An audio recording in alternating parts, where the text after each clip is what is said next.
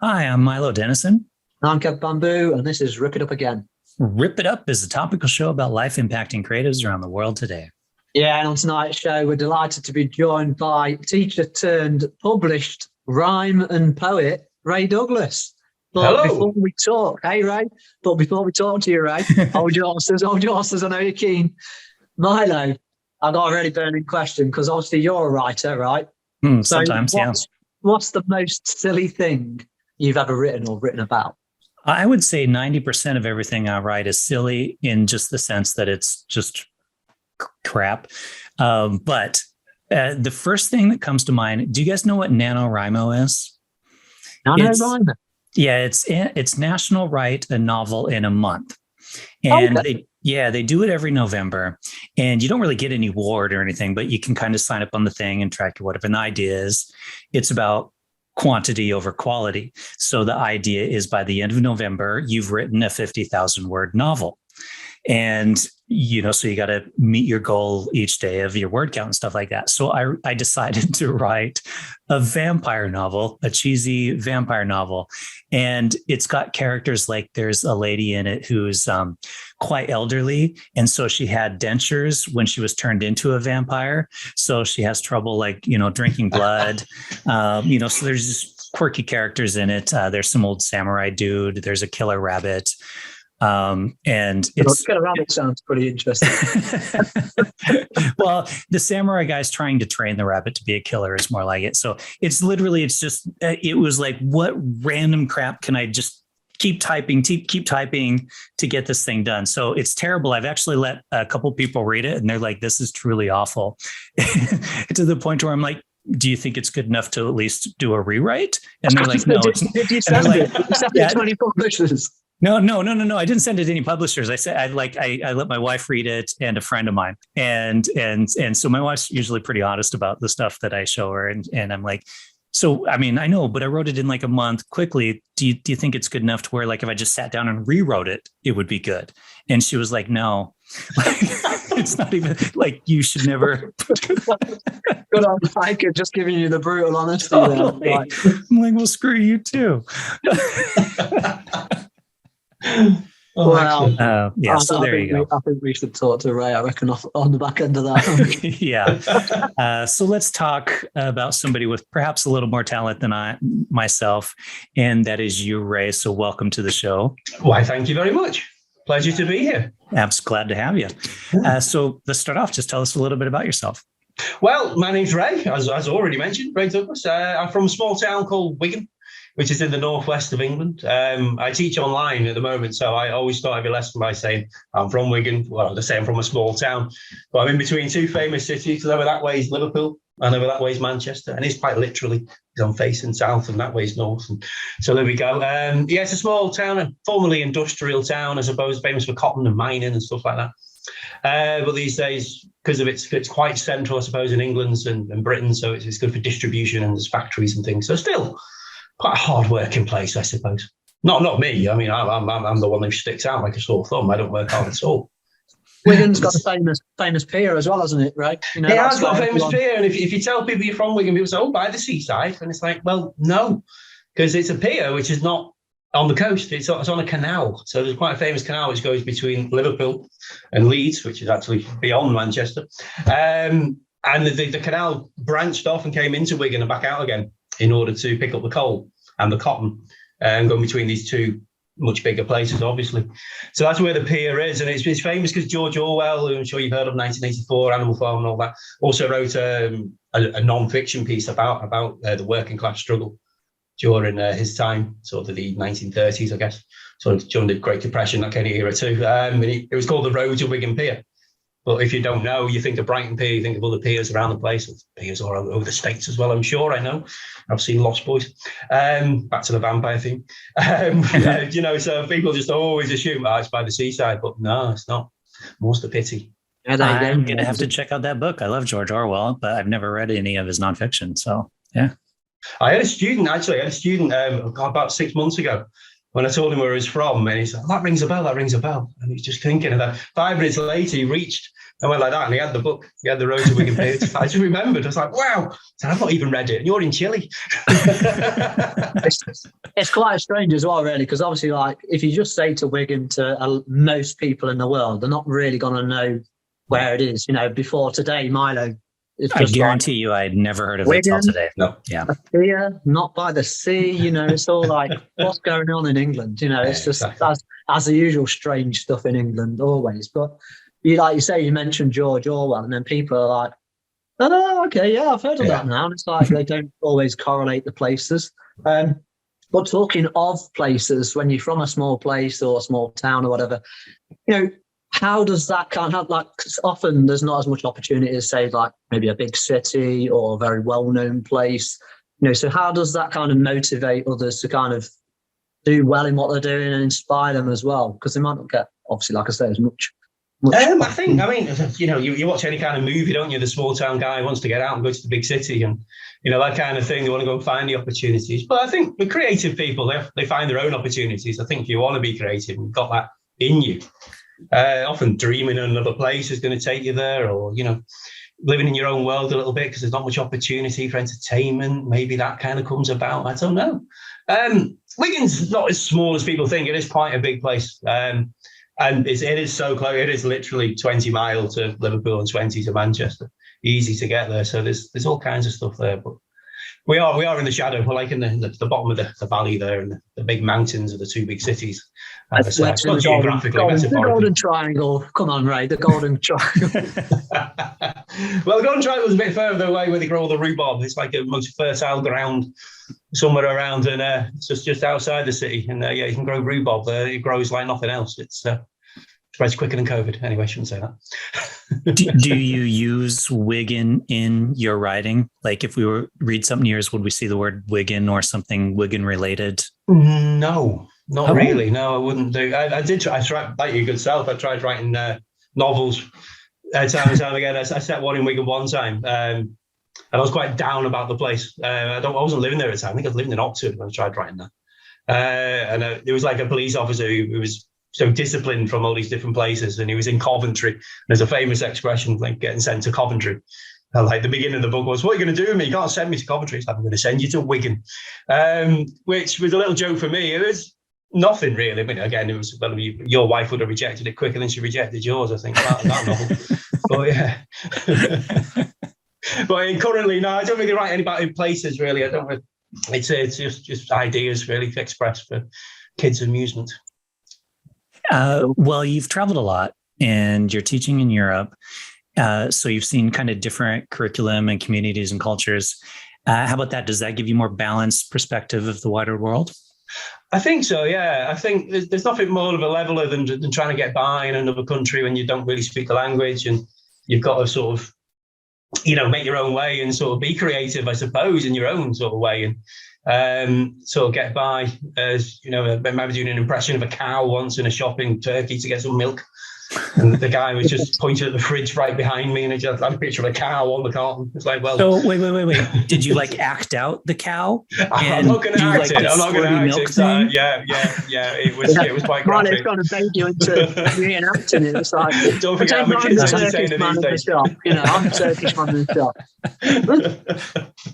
Yeah, he was very confused, but slightly amused as well. But I didn't go back into there too many times. I think when no one else was close. But yeah, I mean, you kind of, that brings out creativity in yourself, I think, and that goes into the students, because if you kind of find yourself in a mindset where you know, making things up as you go along in your life, that you kind of take that into the classroom with you, and it takes a good positive energy in there. When you're teaching, since you do teach people from different countries and stuff, do you vary your teaching style depending on like where that person's from at all? Yeah, you have to. You really have to. You try not to, because as a teacher, you kind of want to run the class yourself. But if you get, you know, students from, I don't know, Brazil. At the moment, I've got a lot of students from Brazil and a lot of students from China. And they're poles apart. But the company I work for are big in Brazil and very, very big in China. So you've got to rein yourself in a little bit more for the Chinese, who are going to be very direct. Not all of them, but the younger generation are actually getting a bit cockier. Whereas they used to be very traditional. The older Chinese people, you can tell, are very traditional, and they want to be told when to speak. It's very fixed. Yeah. Yeah. Yeah, and they all call me teacher, and I was going to say, don't call me teacher, please call me Ray. My name is Ray. My job's teacher. You can call me Ray. How does that compare to maybe like the South American students? South Americans are very loud, very over the top sometimes. They'll speak over you without even thinking. They'll go on and on and on. You'll ask them a question, they'll answer another one. As the Chinese will just be like, yes, no, my name is, and, very direct answers. So, yeah, you learn to speak very, very little when you've got a very active bunch of students, and you speak a lot, but try and speak even less over time with the Chinese students or the Japanese students in the Far East, just because you want them to enjoy. I can speak English all day long. They can't. They've got 45 minutes. They've got an hour. I want them to, be creative. And I always say teaching English as a foreign language is more like teaching sports. My background was sports. I did a degree in sports science. And I think that makes me a good English teacher because I'm teaching a skill. And I approach it like I'm teaching a skill, not giving knowledge, which is that kind of traditional school sort of mentality, I suppose, school teacher mentality. Yeah, I suppose it does give an allowance to open that creativity, like I say, in a sport or art or what. And I suppose you link them in the two because it can be quite interpretable, can't it? So the student can actually learn through their own way, almost vocationally, if you know what I mean, as well. Definitely, yeah, definitely. I mean, I'm not going to be there when they go to the supermarket or negotiate that deal, or I'm not there with them. They've got to creatively use that knowledge that they picked up. Have to impersonate a turkey. Well, exactly. Yeah. I'm there to make sure that they don't ever need to do that. I thought I'd bring it back around to that. So, I mean, obviously, yeah. So the more broad kind of cultural knowledge that you have, and the easier that you can adapt your classrooms, but also bring that back into writing in yourself. So obviously, understanding English is a great tool to have. But how did that kind of evolve from just teaching into writing poetry and verse and your silly rhymes, as you like to call it? I do like to call them silly rhymes or pretty witty ditties. I've always written. I've always doodled. I've always had ideas. I wrote lyrics when I was at university for a band that we were in. I sang them as well, just because you're writing them, you end up singing them. Bad idea. But I've always been the family poet as well. I've always written for, the big birthdays and the anniversaries. And when my mother retired from the NHS, I sent the poem over, mainly because I was abroad as well, because I was overseas when all these big things happened. I kind of wrote the poem and sent it back. But then during lockdown, one of the lockdowns over here, my sister turned 50. And I thought, 50th birthday, we're not going to have that special moment for her. So I was going to write a poem anyway. And I just thought, what I'm going to do is stand on the doorstep and give it Love Actually. I'm not going to do that. So I'll make a video. And then I kind of looked at some of the lines I'd written and I thought, my other sister would be good delivering that line. That'd be funny. And I could get my dad to do that. I mean, eventually I ended up with 19 people sending me little video clips of themselves, 3-4 seconds long. They must have thought I was mad. And eventually put it all together. And it was like a 6-minute poem all about my sister for her to watch on her birthday in the morning. Unfortunately, her husband, my brother-in-law, obviously filmed her watching it, which was just brilliant to watch her. Because obviously that's what you want to do when you want to perform poetry. You want people to react to you. And I was a bit upset I was going to miss out on that, but actually he videoed it and sent it to me. So, but as for writing for silly stuff for kids, about 2018, I decided to take being silly serious. And that's it. I started put together my first book, The Silly Sausage Saga. Yeah. Well, I guess speaking of great poets and writers, and since you are a poet and writer, I think that is a perfect opportunity to transition into reading us something of yours. I can do that. Yeah, absolutely. Yeah. Well, we'll start with said first book. We'll start at the beginning, as it were. Okay. So this poem is called "How Are You?" I met a talking parrot. It asked me, "How are you?" I said, I'm very well, my friend, but tell me, how are you? Parrot said nothing, just preened its feathers with its beak. So I moved in a little closer so that it could hear me speak. But then the talking parrot asked me, how are you?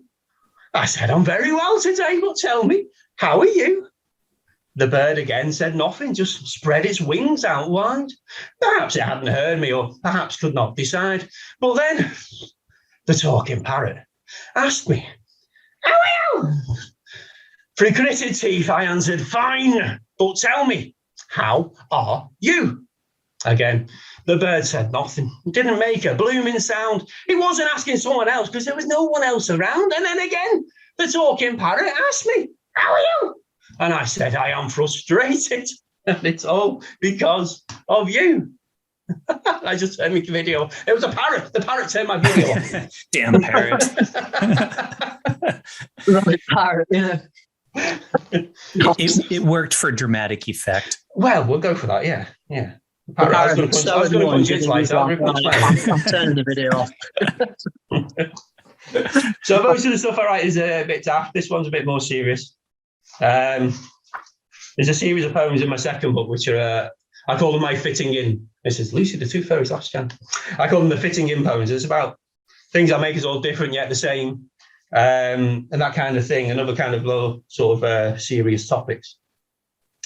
I think Mr. Bamboo will recognise the last line of this one, and I'll explain it to your good self, and indeed the listeners a bit later, Milo. Okay. It's called Be Kind. From time to time, do you see online that people have said something cruel? What would you do if said about you? Get angry and feel like a fool? Are you concerned now that you've learned that others can choose to be mean?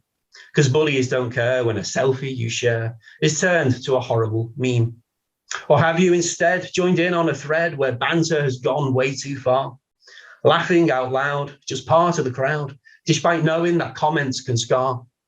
You do have a choice when using your voice, so it's time to make up your own mind. Please make a note and remember this quote. In a world where you can be anything, be kind. Very nice. I love that. So that last line's become very famous because of Caroline Flack. Caroline Flack was a British TV presenter. Very, very bold. I've never actually seen anything that she's made. It's not my cup of tea, really. But something happened in her private life which became very public, and the media bullied her, and eventually she took her own life. Oh, wow. Shortly afterwards, that quote just was everywhere and still is. And I think it's really important because there's no place for bullying, let's face it. No, it's a great message actually to, obviously, like you say, you're inspiring young kids to kind of do the right things as well. And that piece just gives a direct message to people, quite, literally, it's a direct poem with a direct message. Anyone can kind of understand it. And I think that's the beauty of, the simplicity and poetry and verses. If you can get a message across like that, then yeah, good job. Speaking about getting a message across, I was going to say, you got one more for us? Yeah. It's something a bit dafter. I normally do this in the first person, but recently I've changed it to the third person. I just thought it'd be a bit more fun to illustrate it. Not that I've illustrated it yet. Okay. It's called Still. He pictures still inside his head the day the teacher stood and said, there is something we cannot do. No one at all, not me, not you. Some kids smiled, some confused. As for him, well, he refused, because that same teacher once professed, you can do anything if you try your best. So he set out and he tried hard, gave it all, no holds barred. He twisted left, he twisted right, day in, day out, all through the night. But no matter how, he still believed the goal he set was unachieved. Still now and then, he has a go, but he's yet to lick his own elbow. You can't do it. You can't do it. You can't do it. Try it, but you can't. You tried it. I knew you would. I've never tried. I'll try and one, I've tried on the other. Not. Dream come true. This is exactly what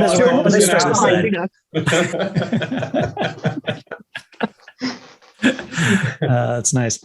I really like your style of writing in regards to just kind of the whimsy of it.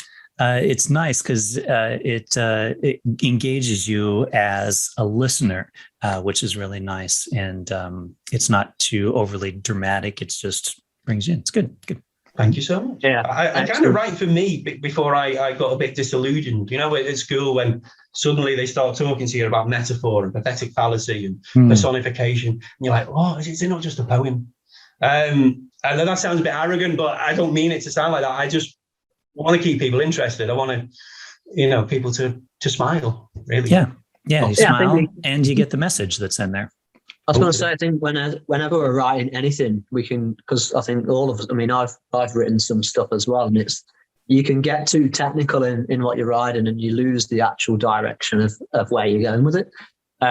But, fantastic stuff, Ray, as well. So we are going to move on to one of our first little mini features, which is Ask an American. And it's your chance to pose Milo with a totally unscripted surprise question. So, Ray. When you say unscripted, but but it's actually scripted.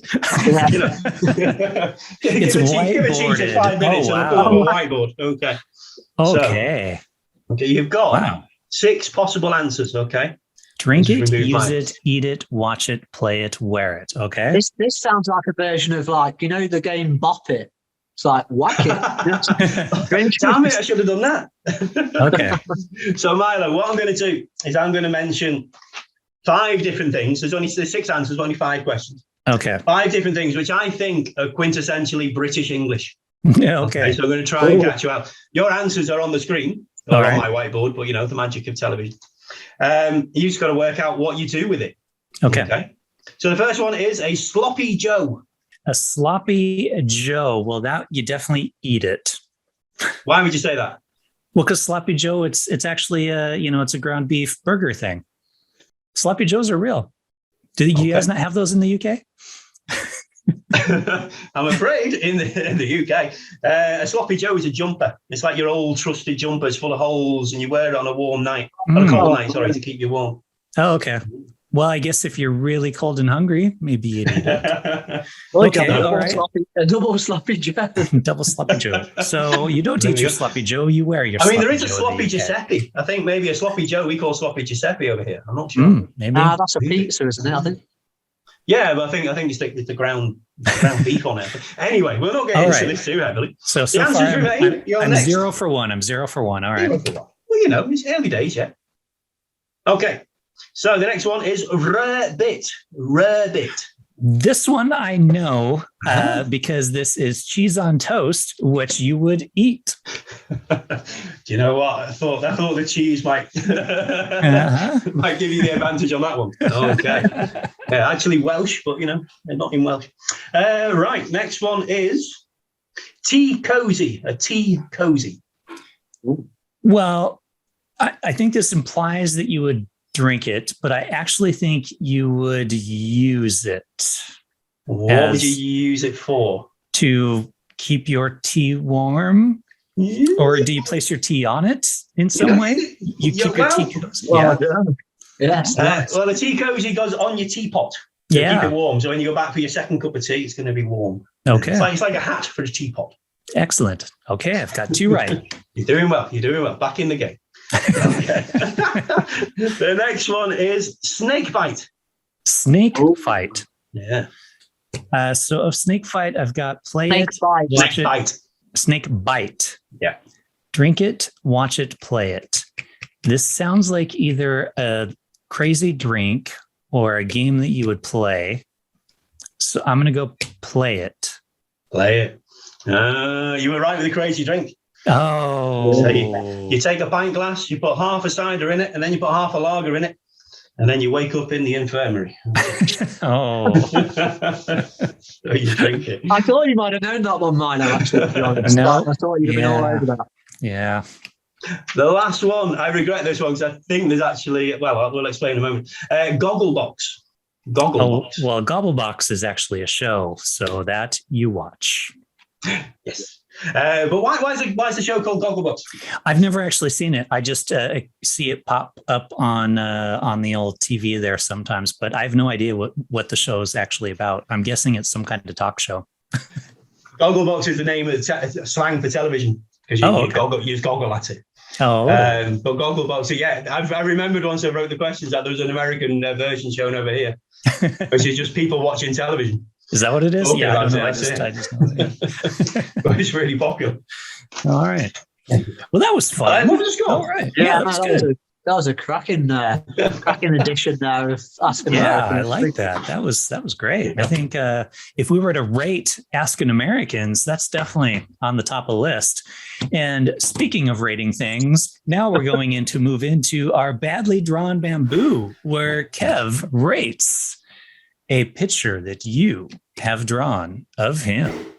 Okay, well, I've got two because I was doodling during class, and I think I'll do that background so you can see it a bit better. I was doodling during class, so I came up with that. Holy crap, that's And really I thought, wow. well, we'll give him a baker boy hat. I know you like your headwear. I've never seen you in a baker boy hat, but I thought they're all the rage, so I'll give you one of them. Wow, that looks like I could be in like a graphic novel or something. Hmm. Anyway, I sort of I lied to you a moment ago when I read the poem about the guy licking his own elbow. So what I've done is I've turned badly drawn bamboo into the kid trying to lick his elbow. I probably will use it. You'll know. It'll appear in my next book, and it'll be there. You'll know that it's actually. Nice! That is actually Kev when he shows up in the book. Immortalised, licking my own elbow. Right, so I've got to rate this, Ray. Okay. Those are just too good. I mean, both of them, but yeah, that is. I mean, I look older in that. I was going to say, I've got about 20 years on you and about 50 pounds. I'm packing a little bit more weight. Yeah, he put on a few pounds. Maybe it's all or stones, I guess you would say that, here in the UK. All the elbow licking kind of added some weight to me. So, yeah. And it was nice how you set it up. Like mentioning the elbow licking before, which beautiful segue. So not just a hat rack. No. So yeah, let's give. This is going to have to be a low rating because that's a great, that's a great outline drawing. I mean, that is, like you say, an illustration that could go straight into one of your books. So, I'm going to have to rate that like a 1 out of 10. In the badly stakes, so it's very good in the normal stakes. So there you go. That is. Have you ever given a 1? Thank you. I think, yeah, or not great, depending on how you look at it. Exactly. Yeah, I don't know if he's ever given one. Have you ever given one before? You've given 2, I think. I think actually I may have given someone. They had their own separate scale because it was so creative. I think it was. Is that the painted one? No, it was the one where I was riding an elephant, and there was I was riding an elephant. What is going on? Somebody drew him riding an elephant while taking a picture. It was awesome. It was all the things that, like 3 things that I like and love. So it was like my passion being photography, and there was seafood paella that was there, which is one of my favourite foods, and then my animals was penguins and elephants. So they drew me sat on an elephant, taking a picture of a seafood paella in a studio with all the soft boxes up. And so just the creative interpretation, I was like, okay. And I think I gave him like a minus score. 0.5 or something. But Ray, in the badly drawn bamboo scale, without going into separate ones, a 1 is a fantastic one. Oh no, it's a fail. It's a fail. It wasn't bad enough. It wasn't bad enough. Yeah, that's in the drawing board. Depending on how you look at it. Yeah. So Milo, where if anyone wants to, be a bit weird and send in a drawing of me, where can they go to send in? Well, Kev, if any of our Ripidot audience would like to send us their badly drawn bamboo, they can send it to bamboo_creatives on Instagram. That's BMBOO_creatives on Instagram. And your badly drawn bamboo could be featured on a future episode of Rip It Up. Back to you, Kev. And as always, Milo is available for voiceover work.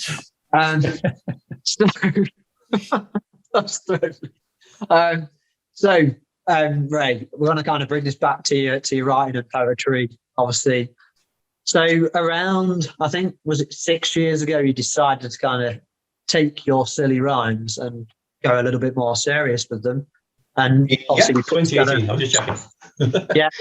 As mentioned, you put together obviously the silly sausage saga and other rhymes. And was that the first one that you got published? Yeah, first one is the silly sausage saga and other silly rhymes. So, how did you make that step from just a daft hobby, as it were, to like something more? Like your bridging moment. Okay. There was a moment. I was down in Canterbury, which is down in the south of England, and I was working with a group of teachers. I was like the boss of this group of like 20 teachers who worked for me off and on. And I was always there to help out with any lesson ideas, any creative ideas they wanted for the classroom. In fact, I always encouraged it. I always called it lessons with media, but was something between you and the student to create the language, you know. And this American, this girl from New York came to me with this book. She said, I really want to use this book in class, but I don't really know what to do with it. And it's by a guy called Shel Silverstein, who I'd never heard of. And I'd be interested to see if Milo knows. Have you ever heard of him? Yeah, I'm vaguely familiar with this Shel Silverstein person. Sure. Mm-hmm. Absolutely. Okay. What he does is funny little poems, short poems, and a little diagram. And I thought, do you know what? I can do that. I can probably, write some little poems and put a diagram with them to back it up or to explain it or to twist it a little bit. And it was that moment I created a lesson for Michelle, and she in fact, I did it as a seminar. I was so impressed with these poems and the way I thought about using them in class. That I did a whole seminar on them and, gave everyone the idea of what to do with these poems. But yeah, it stuck with me. And I read this book, this big, thick book, like a compendium of his work. Must be about 4 or 5 sort of books all put together that she gave to me. I had to give it back, sadly. And it just stuck with me. And I just thought of all the other writers like Roald Dahl and Spike Milligan and Julia Donaldson, all these people I've admired for years. And I just thought, well, you know what? I'm somewhere in between Shel, who's a little bit political sometimes, and everyone who I've admired for years. I just thought, well, maybe there's something in this for me. Maybe I could sort of, I'm always pleased that British people haven't heard of Shel Silverstein because I've completely ripped off his hand. It's funny because when you were reading, his name did pop into my head because he does have that a similar whimsy and a little bit of a message in what he writes as well. Cool. Yeah. Were you an artist prior to this, or was this when putting the art to your words? Was that your start at being an artist? That was my start of being a doodler. I don't because I'm an artist, a doodler. Obviously, when you're teaching kids in particular, and they don't know the words, and you don't want them to look it up in a dictionary and translate it, the whiteboard, bang, picture goes on. Sometimes look grotesque, nothing like you intended. And then sometimes, they got better over the years. They got much better. But I found I could draw pretty much most things, animals, and explain other things via a picture just to get there. So the skill was there, I suppose. I just didn't do anything about it. It was just a medium of, backing up what I was saying in the classroom, really. And so to sit down with, I'm still learning every day about it. But I guess everyone says that, really. But what's changed me big time is I bought I haven't got it here, it's downstairs. A tracer. It sounds like a cheat, but I don't. But like a tattoo artist, you'll go in and design a tattoo, and then he'll trace it onto the paper to put it onto your skin. Not that I know, I never had a tattoo, but I've seen it on the telly.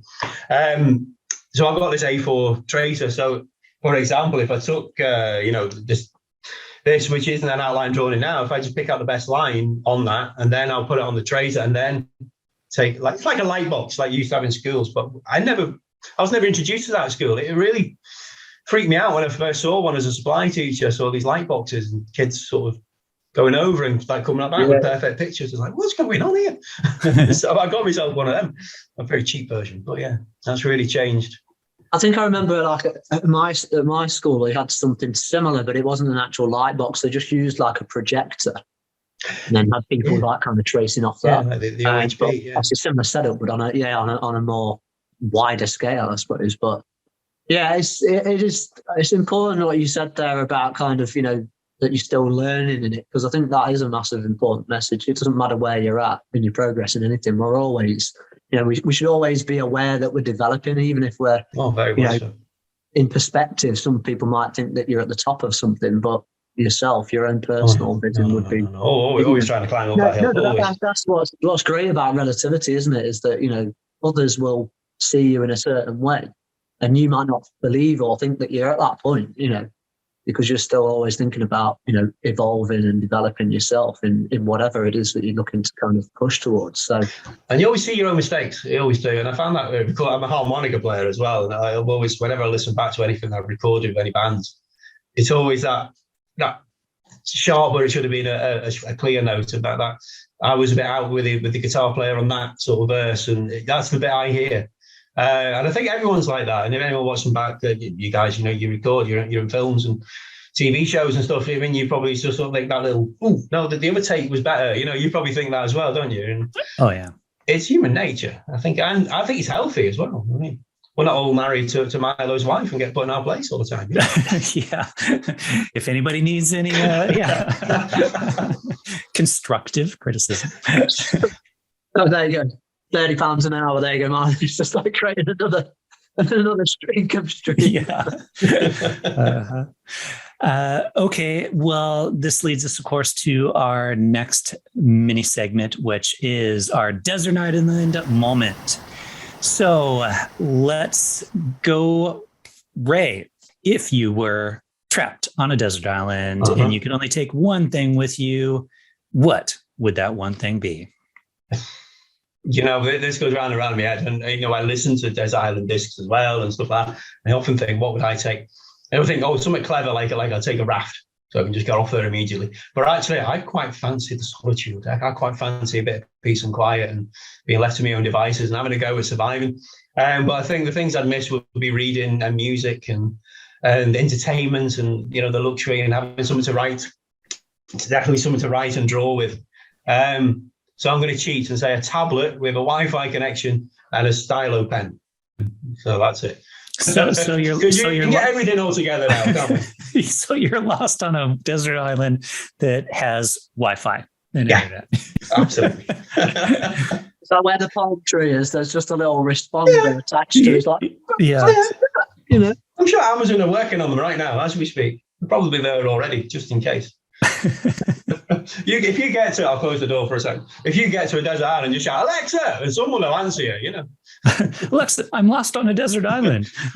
Well, where are you? I don't know. I'm in a desert island. They all look the same.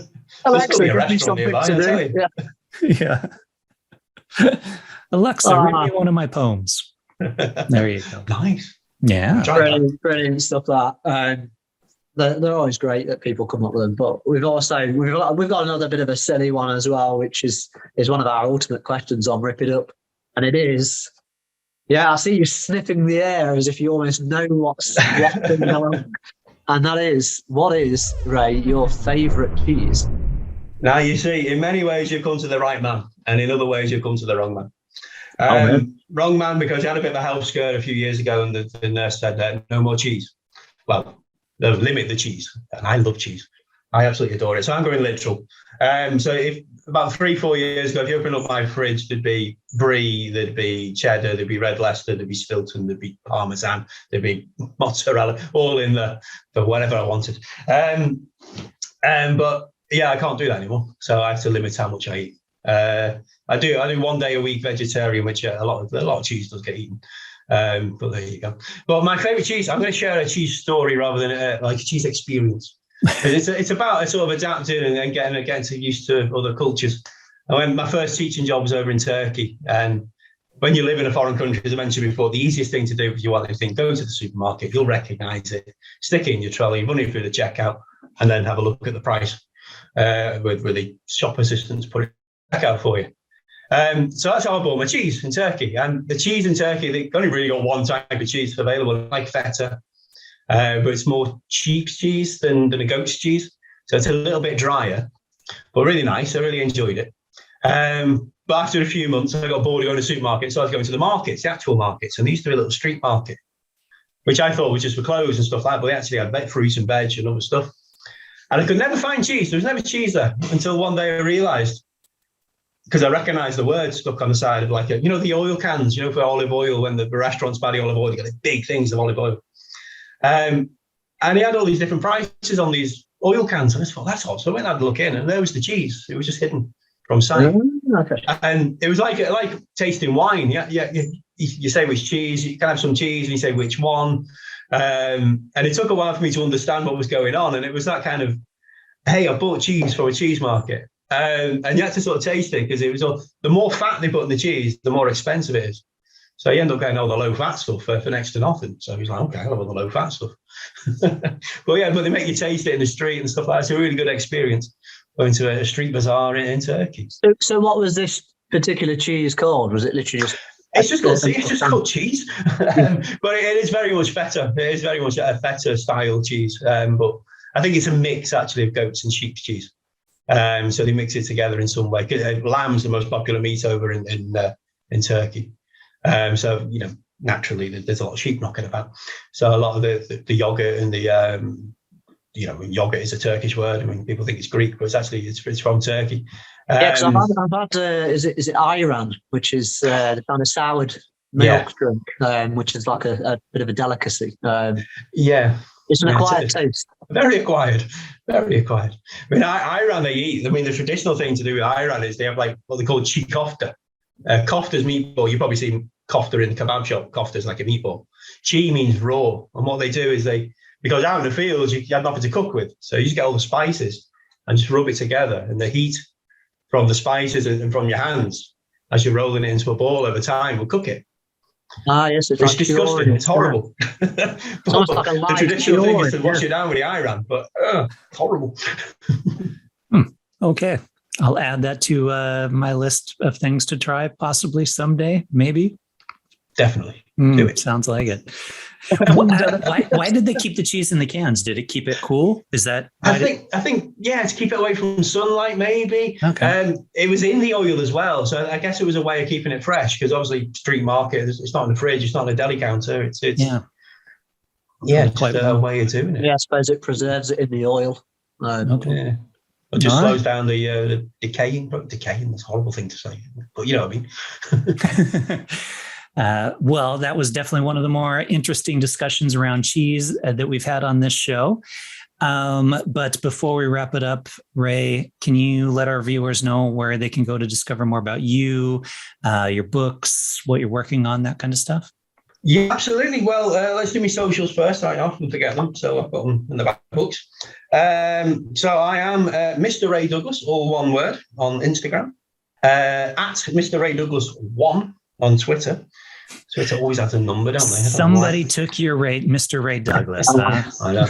Damn that. Ray, who is this Mr. Ray Douglas? Get in touch with us. Well, if you Google my name, you come up with our name, I suppose. You come up with an astrologist and a rock and roll singer from, I think, Mexico. So, yeah, I don't know how he's ended up called Ray Douglas, but I'm also on YouTube. If you look if you search, for Ray Douglas Kids Poet, I tend to pop up first. My books are available on Amazon. So you can just go there. I'm in the middle of trying to set up my profile, but that'll be done soon. Yeah, set a profile on Amazon. Didn't know you could do it until recently. Somebody told me. Thanks, Mr. Bamboo.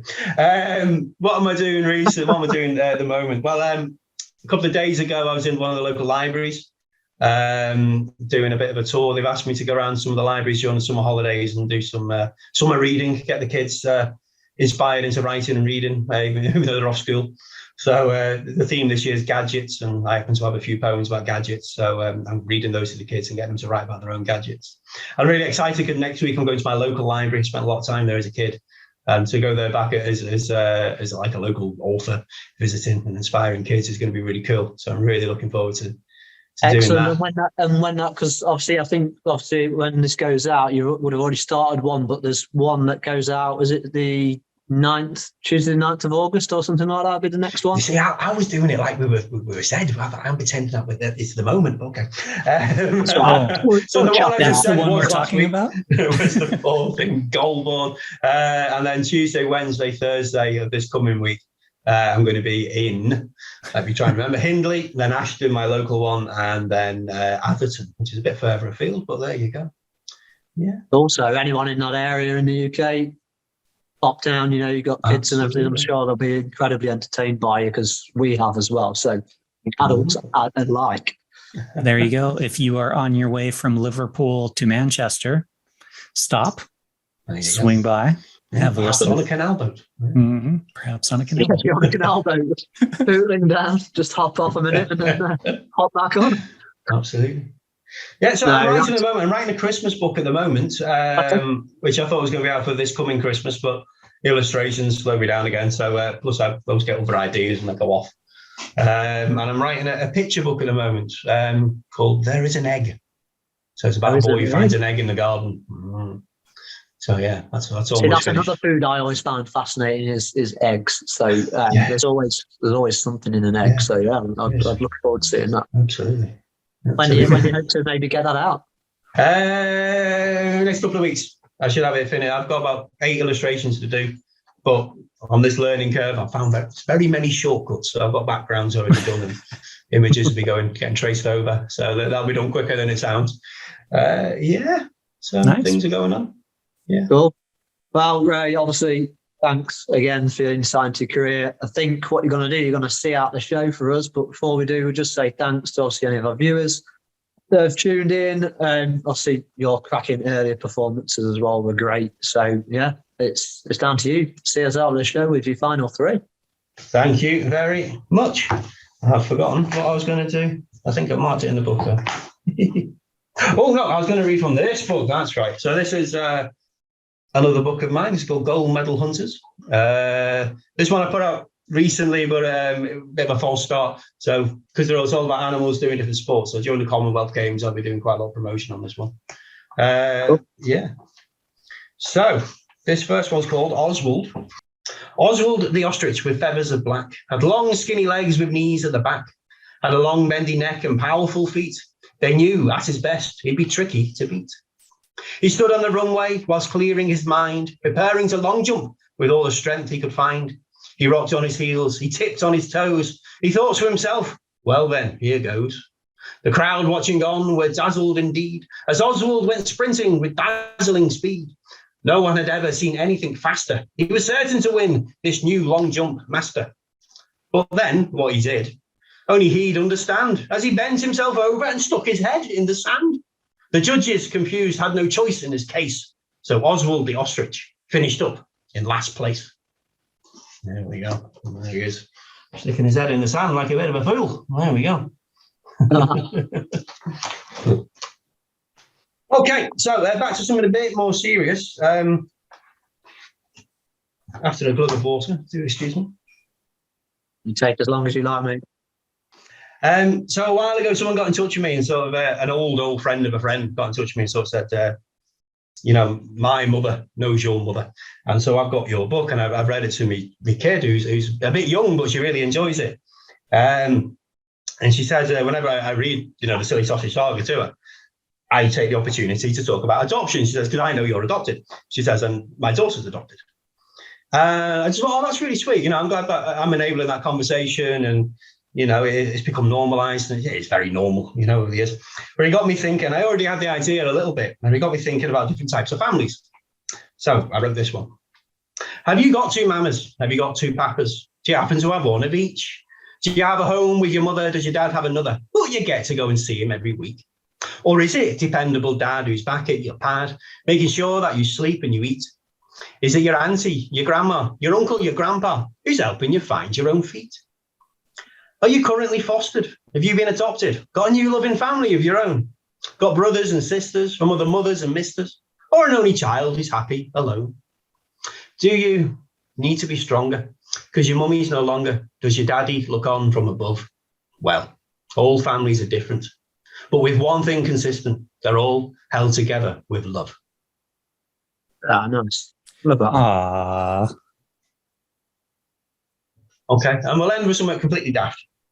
Okay, and the daftest thing about this one is probably the title, because it's impossible to live up to. Can only possibly end in an anticlimactic disappointment. So I apologise in advance. This poem is called... It's not called You Can't Lick Your Elbow, is it? Damn it, it's a sequel. No, this poem is called The Greatest Ever.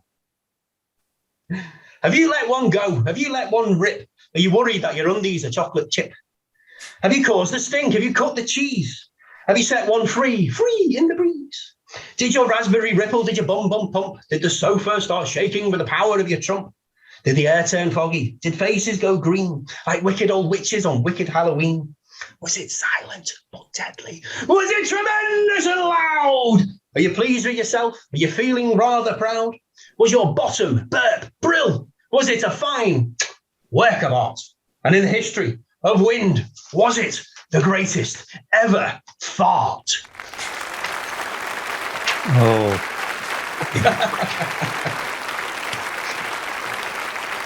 Brilliant stuff, Ray. Thanks. Well, Kev, that was a absolutely fun show. So what else do we have coming up on the next episode of Rip It Up? Yeah, I'm Rip It Up, Milo. I mean, coming soon, we've got obviously another film review over at Rip It Up Reviews. And then we've got a whole bunch of stuff. So we've got former Icarus Line lead singer turned filmmaker Joe Cardamone. And we've got a student that's aspiring as a stand-up comic. And we've also got a lead UK actor. So I'm pretty excited for the variety there. Yeah. Yeah, I agree. That is a great variety and absolutely looking forward to it, as always, because you find fantastic guests. So can't wait.